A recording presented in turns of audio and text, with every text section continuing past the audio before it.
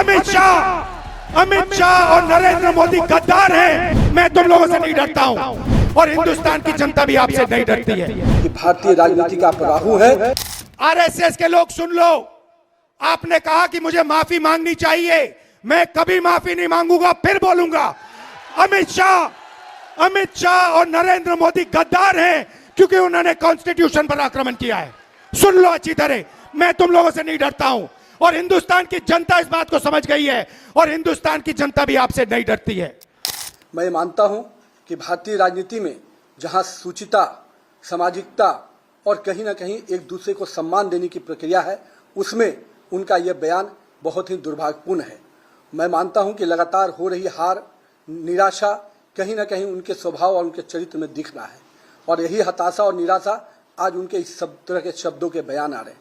मैं पूछना चाहता हूं राहुल गांधी जी, आपके पूर्वजों ने इस देश की जमीन और जमीर को हमेशा गिरवी रखने का काम किया, कभी हमारे सैनिकों के मनोबल को बढ़ाने का काम नहीं किया, लेकिन हमारे यशस्वी प्रधानमंत्री श्री नरेंद्र मोदी के नेतृत्व में इस देश की जमीन भी सुरक्षित हुई और देश के लोगों का जमीर भी मजबूत हुआ। और कहीं ना कहीं आपके शासनकाल में आपके लोगों ने जब जब इस देश में राज किया, इस देश में करप्शन के रूप में पूरी तरह से आकंठ में पूरी सरकार आपकी डूबी रही। आज हम करप्शन पे जीरो टॉलरेंस की नीति पे काम करते हैं। आज हमारे देश के यशस्वी प्रधानमंत्री के नेतृत्व में आतंकवाद जैसे चीजों पर पूर्ण रूपेण लगाम लगाने का काम किया और हमारे पड़ोसी भी आज हमको कहीं न कहीं हमारी इस नीति से नतमस्तक नजर आते हैं। और किस प्रकार से आप शब्दों का प्रयोग करते हैं, जिन शब्दों का आप प्रयोग कर रहे हैं, क्या नक्सलवाद खत्म करना गद्दारी है? क्या इस देश की जमीन को सुरक्षित रखना गद्दारी है? क्या इस देश के तिरंगे का सम्मान पूरे विश्व में बनाना गद्दारी है? अगर ऐसे शब्दों का आप प्रयोग करते हैं तो मुझे समझ में नहीं आता कि आपके पूर्वजों ने, आपके कांग्रेस के पुराने नेताओं ने जिस प्रकार से यहाँ के सैनिकों के सर काट दिए जाते थे, आप मौन बैठते थे, लेकिन आज भारतीय सेना को सम्मान के साथ, स्वाभिमान के साथ काम करने का जो मौका मिला है वो यशस्वी प्रधानमंत्री नरेंद्र मोदी के नेतृत्व में मिला है। और मैं मानता हूं कि भारतीय राजनीति का पराहू है जो कहीं न कहीं पूरे तरह से देश की राजनीति की वातावरण को गंदा और दूषित करते हैं। कई नेता तो यूं ही घूमते हैं। अब राहुल गांधी जी की बात करो, राहुल गांधी जी और 54 विदेश यात्राएं कर चुके हैं और उन्होंने करीबन 60 करोड़ रुपया खर्च किया है। यूरोप और यूएस और एशिया की कई यात्राएं उन्होंने करी है जिनका कोई लाभ इस देश को नहीं हुआ। इस देश को कोई लाभ नहीं दिला पाए, वो केवल अपने शौक पूरा करने के लिए गए। 11 करोड़ रुपए तो उनको आय हुई थी, लेकिन और उन्होंने 60 करोड़ रुपए खर्च किए।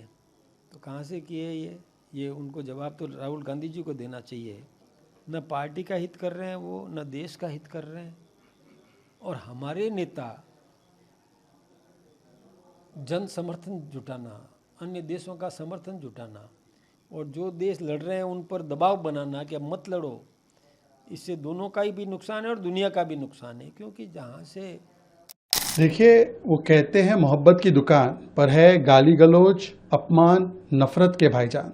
जिस प्रकार की भाषा राहुल गांधी ने ओबीसी समाज से, गरीब समाज से आने वाले प्रधानमंत्री के लिए की है, उनको गद्दार कहना, ये दिखाता है उनके संस्कार किस प्रकार के। और कांग्रेस ये इस प्रकार की भाषा पीएम के लिए इस्तेमाल करे, इसमें कोई हैरानी की बात नहीं। 150 गालियां दी है उन्होंने तो प्रधानमंत्री मोदी जी की माताजी को बिहार चुनाव में गाली दी।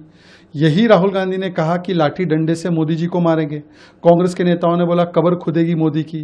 खड़गे जी ने भी बोला सांप है, रावण है। तो ये बार बार, क्योंकि पीएम ओबीसी समाज से है, वो गरीब समाज से आते, तो उनको गाली देने का कार्य करते हैं और ये उनकी मानसिकता को भी दर्शाता है। जहाँ तक गद्दारी की बात है तो राहुल गांधी जी, आप अपने परिवार का इतिहास देख लो। हर क्षण और हर मोमेंट में गद्दारी करने का काम किसने किया है? अक्साई चीन देकर, पीओके देकर, 71 में मौका था तो पीओके न लेकर, और 26/11 के बाद पाकिस्तान पर कोई हमला न करके, मुझे लगता है कि देश को समझ में आ जाता है। देश दुनिया की ताजा खबरें और वीडियोस के लिए अभी डाउनलोड करें पत्रिका ऐप।